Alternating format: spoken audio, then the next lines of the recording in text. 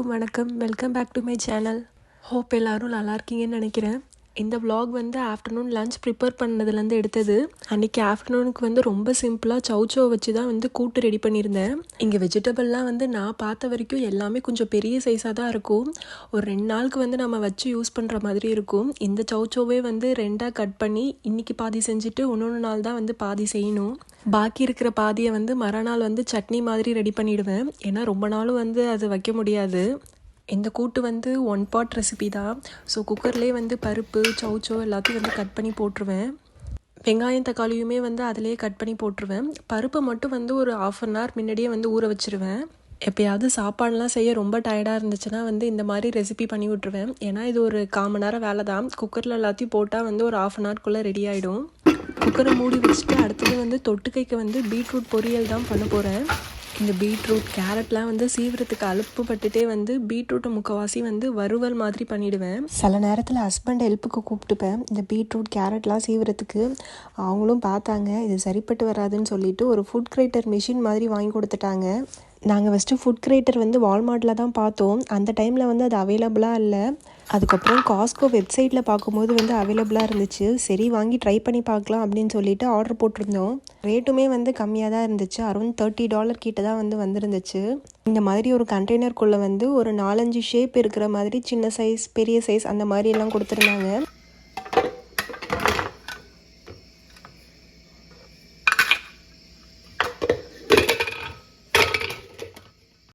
இன்றைக்கி தான் வந்து ஃபஸ்ட் தடவை ட்ரை பண்ணி பார்க்க போகிறேன். எனக்கு வந்து அந்தளவுக்கு ஃபஸ்ட்டு வந்து ஃபிட் பண்ணலாம் தெரியல. ஹஸ்பண்டை வச்சு தான் வந்து ஃபிட் பண்ணலாம் கற்றுக்கிட்டேன். எந்த ஷேப் வேணுமோ வந்து அது வந்து இந்த மாதிரி இந்த கண்டெய்னருக்குள்ளே வச்சு இப்படி ரொட்டேட் பண்ணால் வந்து அது லாக் ஆகிக்குது. ஃபஸ்ட் தடவை ட்ரை பண்ணுறதுனால வந்து கொஞ்சம் கஷ்டமாக தான் இருந்துச்சு. போக போக வந்து கொஞ்சம் ஈஸியாகிடும்னு நினைக்கிறேன். கீழேயுமே வந்து லாக் கொடுத்துருந்தாங்க. ஏன்னா ரொட்டேட் ஆகும்போது வந்து நகராமல் இருக்கிறதுக்காக. ஆனால் எனக்கு வந்து இந்த கவுண்டர் டாப்பில் வந்து ரொட்டேட் பண்ணும்போது கொஞ்சம் நகர்ந்துக்கிட்டே தான் இருந்துச்சு.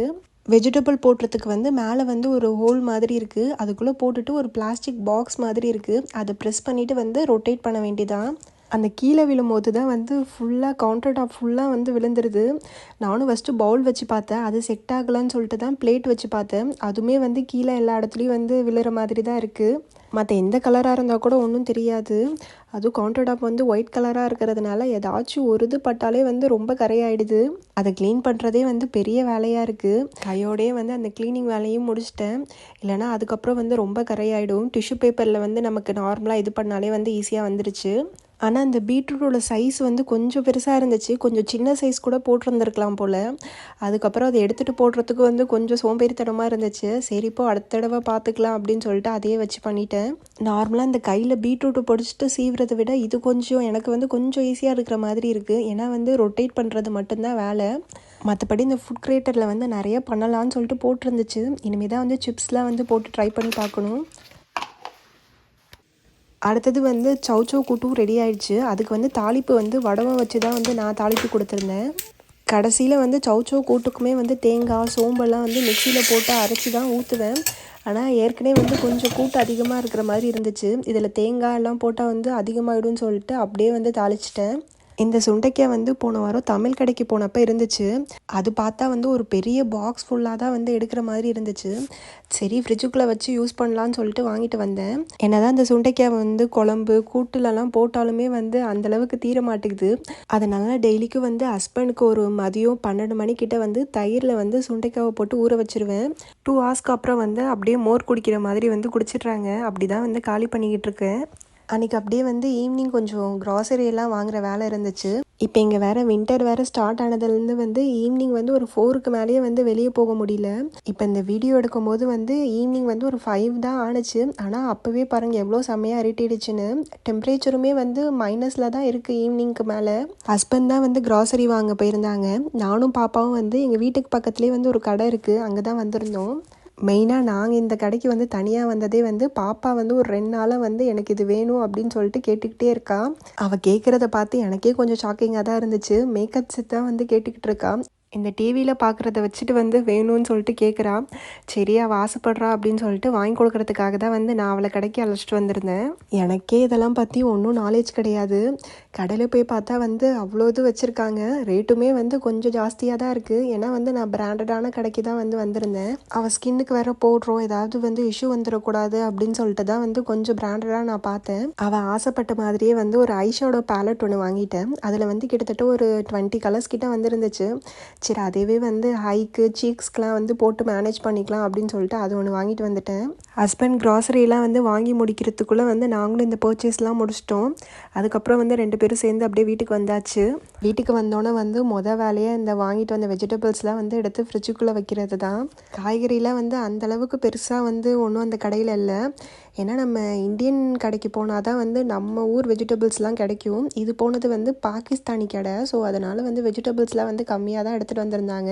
தக்காளியுமே வந்து எனக்கு காஸ்கோவில் தான் செட் ஆகும். ஆனால் காஸ்கோ பிஸ்னஸ் சென்டரில் வந்து ரொம்ப பல்காக இருக்கிறதுனால இந்த தடவை வந்து இந்த கடையிலேயே வாங்கியிருந்தோம். இப்போ நாங்கள் வாங்கிட்டு வந்த தக்காளி வந்து எவ்வளோ நாள் வெளியே வச்சாலுமே வந்து பழுக்காது. அப்படியே கல் மாதிரி தான் இருக்கும். ஏற்கனவே போயிட்டு வந்ததே டயர்டாக இருந்துச்சு. அதனால் புதினா கொத்தமல்லிலாம் வந்து எதுவுமே க்ளீன் பண்ண முடியல. அப்படியே எடுத்து பாக்ஸ்குள்ளே போட்டுட்டேன். மறுநாள் தான் வந்து எல்லாத்தையும் எடுத்து க்ளீன் பண்ணி வச்சேன். நான்வெஜ்ஜும் வந்து வாங்கிட்டு வந்திருந்தாங்க. மட்டன் சிக்கன் எல்லாம். சிக்கன் வந்து கொஞ்சம் அதிகமாகவே கிலோ வாங்கிட்டு வந்திருந்தாங்க. அதனால் வந்து 2 கவரில் வந்து ஸ்ப்ளிட் பண்ணி வச்சுட்டேன். ஏன்னா ஒரே கவர்லேயே வச்சா வந்து நம்ம சமைக்கிற நேரத்துக்கு வந்து எடுத்து அதை பிரிக்க முடியாது. ஃப்ரீசருக்குள்ளே வச்சுருக்கிறதுனால வந்து ரொம்ப ஐஸாக இருக்கும். இப்போ இது நான் வந்து எப்போ செய்கிறனோ வந்து அதுக்கு முன்னாடி நாள் எடுத்து ஃப்ரிட்ஜில் வச்சுருவேன். ஸோ காலைல செய்கிறதுக்கு வந்து எனக்கு ஈஸியாக இருக்கும். அடுத்தது வந்து காஸ்கோலேருந்து வாங்கின திங்ஸ் இதெல்லாம். காஸ்கோவில் வந்து முக்கால்வாசி வெங்காயம் கொஞ்சம் பல்காக எடுத்துருவோம். அதுக்கப்புறம் ஸ்நாக்ஸு, பால், முட்டையெல்லாம் வந்து காஸ்கோவில் வாங்கிட்டு வந்துடுவோம். இதுக்கு முன்னாடிலாம் வந்து காஸ்கோ அந்தளவுக்கு போக மாட்டோம். ஒரு 2 மந்த்ஸ்க்கு ஒன்ஸ் அந்த மாதிரி தான் போவோம். ஏன்னா காஸ்கோ வந்து கொஞ்சம் எங்களுக்கு தூரம் வீட்டிலேருந்து. அதனால் நட்ஸு லிக்விட்லாம் வந்து வாங்குறதுக்கு தான் வந்து முன்னாடி காஸ்கோ போயிட்டு இருந்தோம். இப்போ வீட்டுக்கு கிட்டக்கே வந்து காஸ்கோ பிஸ்னஸ் சென்டர் ஓப்பன் பண்ணியிருக்காங்க. ஸோ அதனால் வந்து அங்கே வந்து ஒரு 15 டேஸ்க்கு ஒன்ஸ் போயிட்டு வந்து கொஞ்சம் பல்காக திங்ஸ்லாம் வாங்கிட்டு வந்துடுவோம். ஆனால் இந்த பிஸ்னஸ் சென்டரில் வந்து எல்லாமே பல்காக இருக்கிறதுனால வந்து ஏதாவது நம்ம வாங்கிட்டு வந்து அது நல்லா இல்லைன்னா அது டோட்டலாக வேஸ்ட்டாக போயிடும். அதுதான் வந்து கொஞ்சம் பயமாக இருக்குங்க. ப்ரானுமே வந்து இதுதான் ஃபஸ்ட் தடவை காஸ்கோவில் வந்து நான் ட்ரை பண்ணியிருந்தேன். ஃப்ரோசன் தான். பட் வந்து நான் வெளியே முக்கால்வாசி வந்து டைகர் ப்ரான் தான் கிடைக்கிது. அதுக்கு வந்து எனக்கு இந்த ப்ரான் வந்து எவ்வளோ பரவாயில்லன்னு தான் தோணுது. இந்த வெங்காய பேக் வந்து கிட்டத்தட்ட 11 கிலோ. அதை வாங்கி வந்து 2 பேர் ஷேர் பண்ணிப்போம். அதை தான் வந்து ஹஸ்பண்ட் வந்து வெயிட் பார்த்துக்கிட்டு இருந்தாங்க. இந்த லக்கேஜ் வெயிங் மிஷின் இருக்குல்ல, அதை வச்சு பார்த்துக்கிட்டு இருந்தாங்க. மாதுளப்பழமுமே வந்து இந்த காஸ்கோ பிஸ்னஸ் சென்டரில் வந்து சூப்பராக இருக்கும். இந்த பானிபூரி பாக்ஸுமே வந்து வாங்கிட்டு வந்துடுவோம். வின்டர் டைமில் வந்து இப்போ ஈவினிங் ஆனால் அடிக்கடி பசிக்குது. அதனால் இதை செஞ்சு சாப்பிட்ருவோம். குக்கும்பருமே வந்து என்னோடய பொண்ணு ஃபேவரெட்டு. தண்ணியுமே அந்தளவுக்கு குடிக்க மாட்டேங்கிறான். அதனால் இந்த மாதிரி வந்து கொஞ்சம் ஃப்ரூட்ஸ் கொடுத்தாலாச்சும் கொஞ்சம் நீர் சத்து இருக்குன்னு சொல்லிட்டு இதையுமே வந்து டெய்லிக்கு ஒரு 2-3 வந்து கட் பண்ணி கொடுத்துருவோம். இந்த மாதிரி ஒரு பிளாஸ்டிக் பாக்ஸில் வந்து போட்டு மூடி வச்சுட்டா ஒரு 15 டேஸ்க்கு வந்து அப்படியே இருக்கும். இந்த ஸ்நாக்ஸுமே வந்து காஸ்கோலேருந்து தான் வாங்கிட்டு வந்திருந்தோம். இது வந்து பார்க்க ஒரு பன்னு மாதிரி இருக்குதுன்னு சொல்லலாம். உள்ளே வந்து சீஸ் இருக்கும், சீஸும் ஜாமும். இதை நம்ம சாப்பிட்றதுக்கு முன்னாடி வந்து மைக்ரோவேவில் வந்து ஒரு 1 மினிட் அந்த மாதிரி வந்து ஹீட் பண்ணி சாப்பிட்டா இன்னுமே சூப்பராக இருந்துச்சு. தேங்க்யூ ஃபார் வாட்சிங் மை வீடியோ. என்னோடய வீடியோ பிடிச்சிருந்தா லைக், ஷேர் அண்ட் சப்ஸ்கிரைப் பண்ணுங்கள். அடுத்த வாரம் ஒரு வீடியோவில் பார்க்கலாம். பாய்.